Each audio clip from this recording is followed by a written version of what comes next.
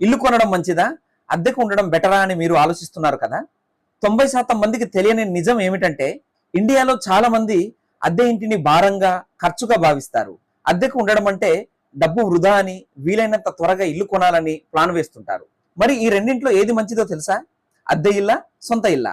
దీనికి సంబంధించి నాకు తెలిసిన 5 అంశాలు వివరిస్తాను. వీడియోని పూర్తిగా చూసి మీ అభిప్రాయాన్ని చెప్పండి. సొంత ఇల్లు అనేది ఫ్యూచర్ కోసం చేసే ఇన్వెస్ట్మెంట్ అని ఫీల్ అవుతారు.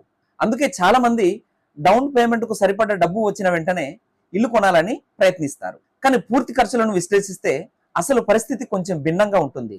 కొన్ని సందర్భాల్లో అద్దెకు ఉండడం వల్లే ఎక్కువ సేవ్ అవుతూ ఉంటారు. అదేలాగో తెలుసుకుందాం. ఇల్లు కొనేటప్పుడు వచ్చే ఖర్చులు. అసలు ఇల్లు ఎలా కొంటారు అని ఆలోచించినప్పుడు ఒక సగటు ఉద్యోగి విషయానికి వస్తే అతను లోన్ ద్వారానే ఇల్లు కొంటాడు తప్ప సొంతంగా కొనలేడు. ఇల్లు కొనడం అంటే కేవలం ప్రాపర్టీ ధర మాత్రమే కాదు. దానికి అదనంగా రిజిస్ట్రేషన్ ఫీజులు, స్టాంప్ డ్యూటీ, బ్రోకర్ ఛార్జీలు, ఇంటీరియర్ డిజైన్ ఖర్చులు కూడా ఉంటాయి. ఈ ఖర్చులన్నీ కలిపి చూసినప్పుడు మొత్తం వ్యయం చాలా ఎక్కువ అవుతుంది. అంతేకాకుండా ఇల్లు కొన్న తర్వాత కూడా ఖర్చులు ఆగవు. ప్రతి నెల ఈఎంఐలు చెల్లించాలి.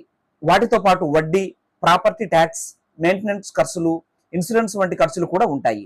ఇవి అద్దెలాగా స్థిరంగా ఉండవు, కాలానుగుణంగా మారుతూ ఉంటాయి. మొత్తం కలిపి చూసినప్పుడు మొదట అనుకున్న దానికంటే ఎక్కువ ఖర్చు అవుతుంది. పెట్టుబడి అవకాశాలను కోల్పోవడం. ఇల్లు కొనడానికి ముందుగా పెద్ద మొత్తంలో డౌన్ పేమెంట్ చేయాలి. దీనివల్ల చాలా డబ్బు ఒకే చోట నిలిచిపోతుంది. అదే డబ్బును ఇతర పెట్టుబడుల్లో పెట్టి ఉంటే మంచి రిటర్న్స్ పొందే అవకాశం ఉంటుంది. ఇంకా ప్రతి నెల ఈఎంఐలు చెల్లించాల్సి ఉండడం వల్ల నెలవారీ ఆదాయంలో కొంత భాగం స్థిరంగా వెళ్తుంది. దీనికి మార్పు ఉండదు. దీంతో ఇతర పెట్టుబడులు పెట్టడం కష్టమవుతుంది. అంటే ఇల్లు కొనడం వల్ల ఇతర ఆర్థిక అవకాశాలు కోల్పోయే అవకాశం ఉంటుంది. అద్దె ఇల్లుకు ఉండడం వల్ల కలిగే ప్రయోజనాలు. అద్దెకు ఉండడం వల్ల ముఖ్యంగా ఫైనాన్షియల్ ఫ్లెక్సిబిలిటీ ఉంటుంది. అవసరమైతే సులభంగా మరో ప్రాంతానికి మారవచ్చు. ఉద్యోగ మార్పులు, కొత్త అవకాశాలు వచ్చినప్పుడు ఇది చాలా ఉపయోగకరం. ఖర్చుల పరంగా చూసినప్పుడు కూడా అద్దె అనేది కొంత తక్కువగానే ఉంటుంది. ఈఎంఐలు, మెయింటెనెన్స్, ట్యాక్స్ వంటి ఖర్చులు లేకపోవడం వల్ల సేవ్ అయ్యే డబ్బును స్టాక్ లేదా ఇతర పెట్టుబడుల్లో పెట్టవచ్చు. దీనివల్ల దీర్ఘకాలంలో మంచి లాభాలు పొందే అవకాశం ఉంటుంది. ఎప్పుడు ఇల్లు కొనడం మంచిది? కొన్ని పరిస్థితుల్లో ఇల్లు కొనడం సరైన నిర్ణయం అవుతుంది. ఉదాహరణకు, ఒకే నగరంలో చాలా కాలం ఉండాలని ప్లాన్ ఉంటే స్థిరత్వం కోసం ఇల్లు కొనడం మంచిది. సొంత ఇల్లు ఉండడం వల్ల మానసిక సంతృప్తి కూడా ఉంటుంది.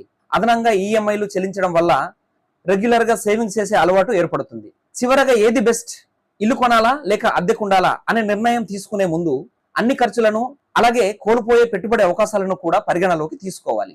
ప్రతి వ్యక్తి పరిస్థితి, ఆదాయం, లక్ష్యాలు వేరువేరుగా ఉంటాయి. అందుకే ఒకే సమాధానం అందరికీ సరిపోదు. సరైన లెక్కలు వేసుకొని మీ పరిస్థితికి ఏది బెటర్ అనిపిస్తే అది సెలెక్ట్ చేసుకోవడం మంచిది. ఇదండి ఈ వీడియోకి సంబంధించిన విషయాలు. మరి మీరేమనుకుంటున్నారు? అద్దె ఇంట్లోనే ఉండాలనుకుంటున్నారా, సొంత ఇల్లు కొనాలనుకుంటున్నారా? కామెంట్లో చెప్పండి. ఈ టాపిక్ మీకు ఇన్ఫర్మేటివ్ గా ఉంది అనుకుంటే ఒక లైక్ చేయండి. ఇలాంటి ఇంట్రెస్టింగ్ విషయాల కోసం మన ఛానల్ని సబ్స్క్రైబ్ చేసుకోండి. మళ్ళీ కలుద్దాం. అంతవరకు బాయ్. జై హింద్.